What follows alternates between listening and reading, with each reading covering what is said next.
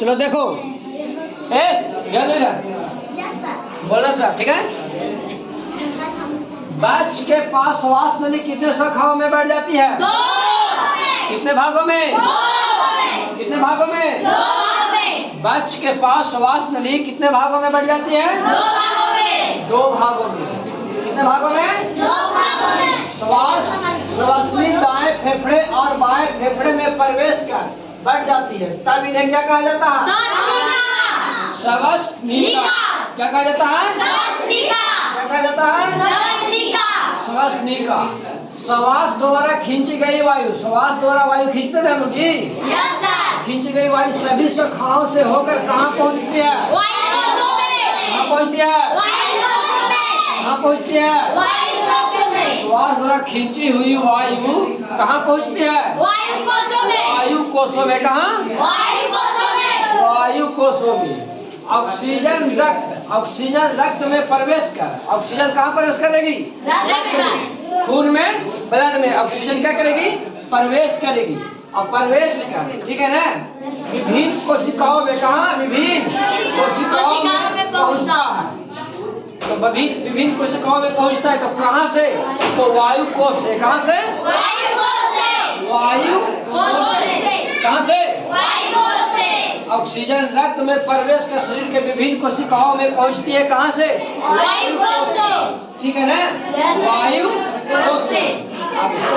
श्वसन तंत्र का निर्माण करती है। श्वसन तंत्र का निर्माण करती है। कौन कौन सा अंग मिलकर के करता है?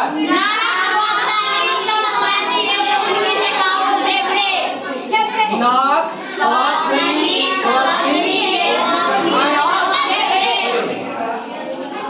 श्वास लेने और श्वास छोड़ने की क्रिया में सहायता कौन करता है? डायफ्राम। कौन? श्वास हम लेते हैं और छोड़ते हैं तो उस टाइम कौन सहायता करती है? कौन करते हैं? डायफ्राम। कौन करते हैं?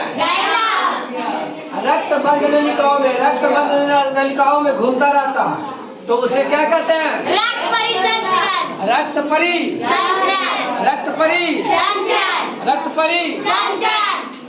रक्त वाहिनियाँ। ठीक है ना, रक्त वाहिनियाँ कितने प्रकार के होते हैं? 3 प्रकार के। कितने प्रकार के? 3 प्रकार के। कौन कौन? धमनी, शीरा और केशिकाएं। कोशिकाएं नहीं, केशिकाएं। क्या? केशिकाएं। क्या? बच्च गुहा में दोनों फेफड़ों के बीच कौन स्थित होता है? कौन स्थित होता है? पूछेगा आपसे कि हृदय कहाँ स्थित होता है, तो बच्च गुहा में दोनों फेफड़ों के बीच। बच्च गुहा में दोनों हृदय के बीच, दोनों फेफड़ों के बीच कौन स्थित होता है? है ना।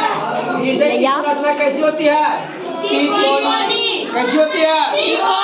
कैसी होती है? हृदय की संरचना कैसी होती है? त्रिकोणीय। रक्त का प्रवाह कैसे होता है? हृदय को निरंतर फैलने और सिकुड़ने से। हृदय को निरंतर फैलने और हृदय के ऊपर के भाग को क्या कहते हैं? ऊपर के भाग को? हृदय के नीचे के भाग को? नीलय। नीचे के भाग को? नीचे के भाग को? नीलय। ठीक है। मनुष्य के शरीर में कितने कोष होते हैं? कितने होते हैं? 2 अलीन और 2 अलीन।